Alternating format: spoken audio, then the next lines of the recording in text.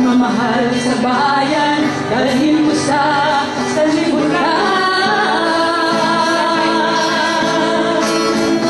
Mapayapang isip, mapayapang tao, mapayapang bayan ay mapayapang mundo. Hindi na kailangan ng igmaan, hindi na kailangan ng iwan.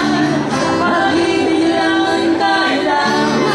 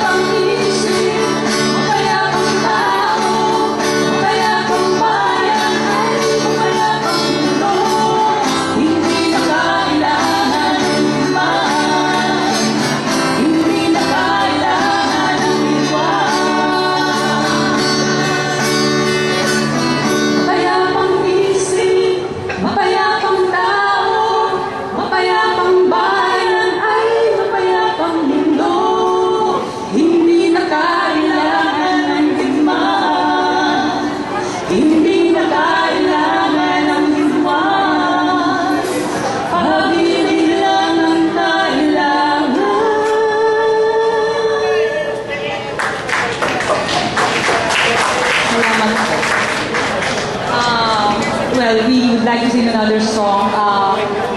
Pag-ibig ang susi ng lahat. This is an old song. But when nung nakita ko yung awit, parang sabi ko, nais namin, hindi ito dito, no? Dahil at the end, it's the love with us, as doctors, as healers, that would really heal, no? The others, kapwa natin. So, pag-ibig ang susi ng lahat.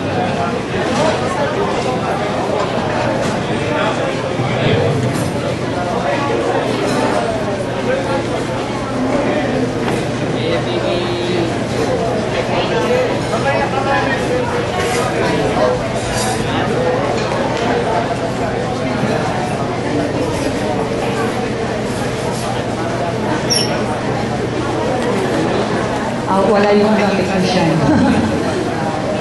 So, ayun. Sige po.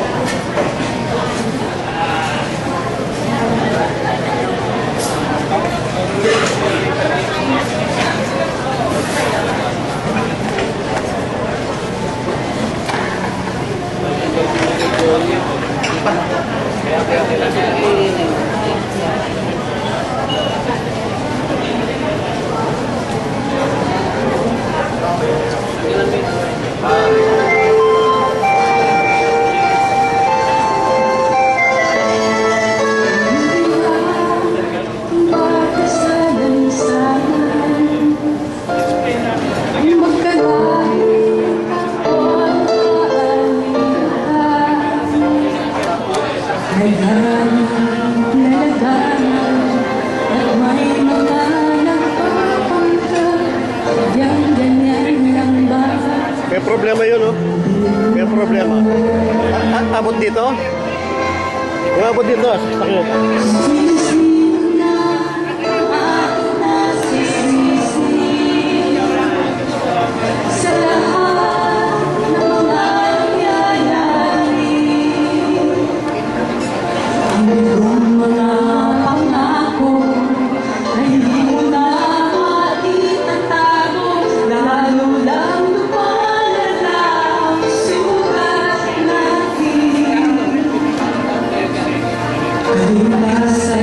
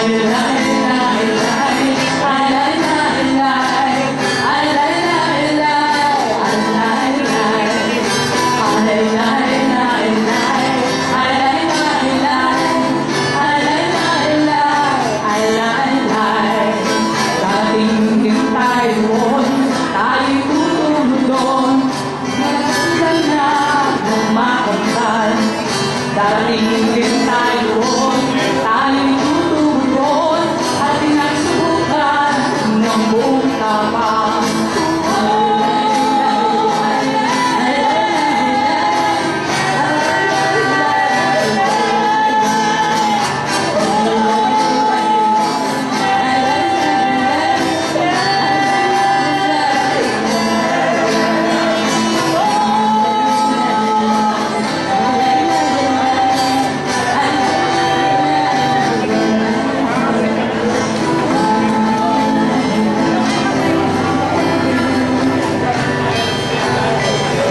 Maraming salamat po at I hope you enjoy the rest of the afternoon. Thank you.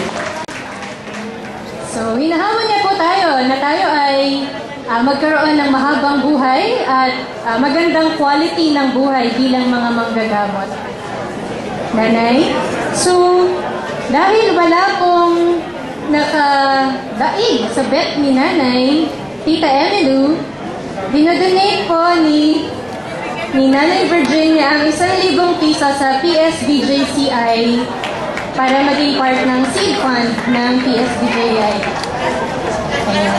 Palakpakan naman natin si Nanay at ang kanyang mga contemporaries na mga manggagamot.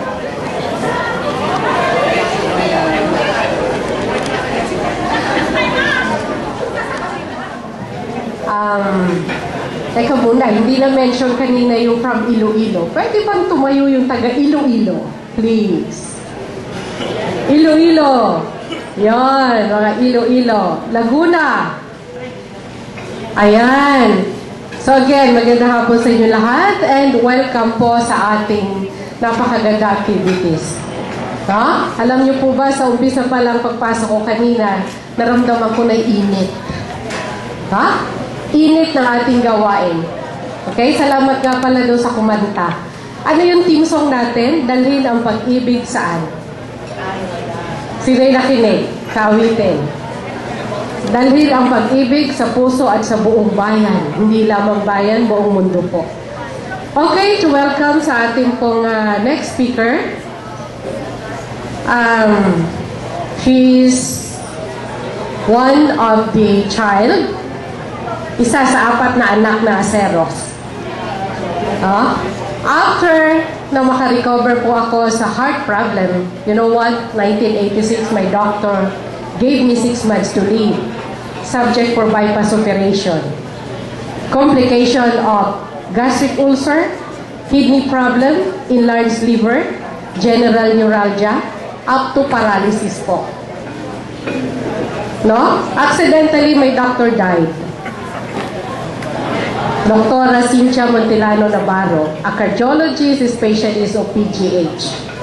Nung namatay siya, I transferred my different doctor until finally, nag-decide ako to accept na ako'y may sakit, I'm dying, pero nagkaroon po ng healing through natural medicine.